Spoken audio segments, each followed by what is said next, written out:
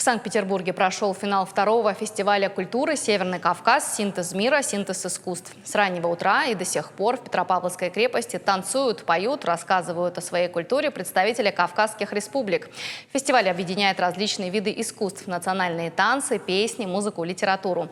Уникальность в том, что все собираются на одной сцене, чтобы познакомить жителей и гостей России с современным Северным Кавказом, его дружелюбием, красотой и гостеприимством. Рассказать о туристической привлекательности и показать мирный и дружелюбный Кавказ. Гости смогли отведать национальные блюда, оценили вкус карачаевских хачинов, осетинских пирогов, угощали ингушскими чепельгашами и травяным чаем. Северную Осетию представили лучшие вокальные и хореографические коллективы. Гости фестиваля смогли поучаствовать в квесте и проверить свои знания о традициях и современности Северного Кавказа.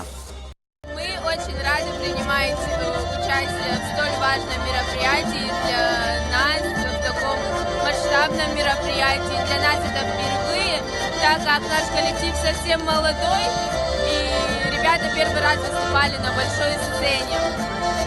Мы выражаем огромную благодарность всем организаторам конкурса.